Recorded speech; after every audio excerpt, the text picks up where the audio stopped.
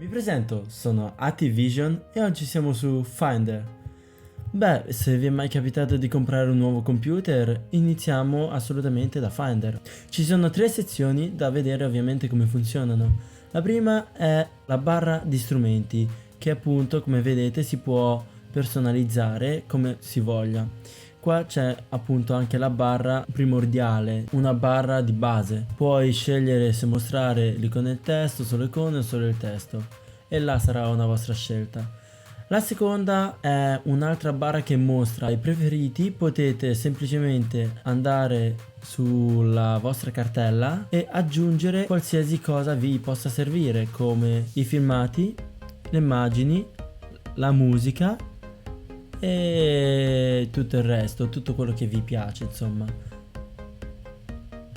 Dopo che avete sistemato giustamente i vostri preferiti, qua ci sono i dispositivi esterni che potete collegare, i condivisi, tutti i dispositivi che hanno un network e che possono connettervi al vostro computer, e i tag.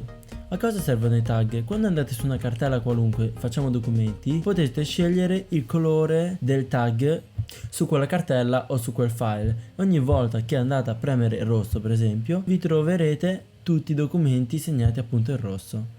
Ora lo tolgo perché non mi serve, elimino il tag e non lo troverò più appunto sui rossi. E ovviamente questa parte in bianco è la parte essenziale, se no non possiamo neanche vedere i file, dove possiamo creare nuove cartelle con Command Shift e N. Cartelle su cartelle. Con Command Delete cancellate una cartella o un file, Command Shift e Delete cancellate tutto quello che c'è nel cestino. Infatti, come avete potuto vedere, ho appena svuotato il cestino. Che altro c'è da fare? Niente, questa era la base di Finder, dove potete con Command virgola andate su preferenze di sistema e potete modificare a vostro piacimento ogni singola opzione dentro appunto questa applicazione Finder, con file, modifica, vista, vai, finestra e ovviamente aiuto, dove potete scrivere, che ne so, cerca, vi darà dei suggerimenti e vi farà appunto anche vedere dove starà l'impostazione. L'aiuto e i file normalmente e modifica ci sono in quasi tutte le applicazioni, però quello lo andrete a scoprire. Ora la parte più bella. Non vi siete mai chiesti, o magari vi siete chiesti e non avete mai saputo rispondere a questa vostra domanda barra curiosità, a come mettere in trasparenza una cartella? Bene, ora vi darò la soluzione. Con Command Shift 3 che potete fare lo screen dell'intera schermata e Command Shift 4 che potete fare la foto di una parte dello schermo, come potete vedere dal puntatore, andiamo a fare lo screen di questo pezzo qua. Apriamo ovviamente la foto e la cartella la mettiamo pure sulla scrivania, così ci sarà più utile sulla scrivania che sui documenti. Con Command I andiamo sulle info della cartella e selezionando la foto, premendo Command C che appunto copia, andiamo a selezionare la cartella dentro le informazioni e con Command V che appunto vuol dire incolla, andremo ad incollare questa foto sulla cartella. E come potete vedere, ora questa cartella ha una foto nostra che potrete anche modificare, appunto, che viene mostrata. Se invece volete creare una cartella trasparente, non c'è niente di più semplice.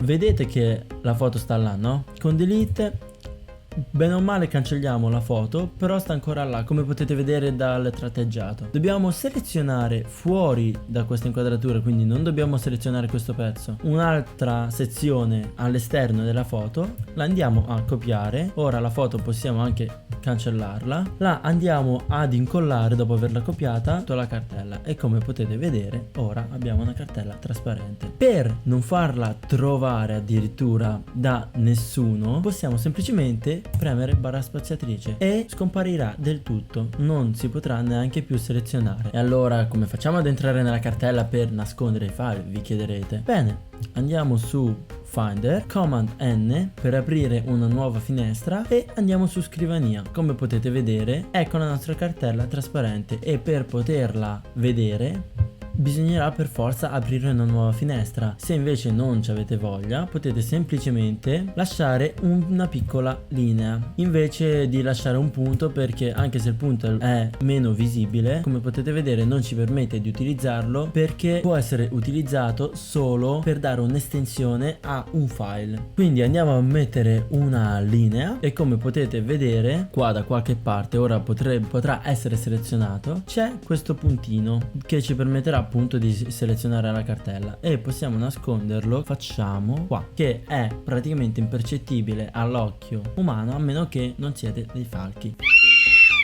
E niente, questo era il piccolo trucchetto che vi volevo mostrare. Se magari vorreste un video leggermente più approfondito riguardo al Finder, che ovviamente ci sono molte cose che non vi ho detto ed è abbastanza noioso fare un video troppo lungo, specialmente quando ho appena iniziato, fatemi sapere sotto nei commenti se volete una versione più dettagliata di come usare il Finder, appunto. Questo era il piccolo segreto che vi volevo svelare, che non tutti sanno, di come nascondere cartelle. Se volete qualcosa di leggermente più approfondito, fatemelo sapere qua sotto in un commento. Grazie mille delle visual e noi ci vediamo in un prossimo video.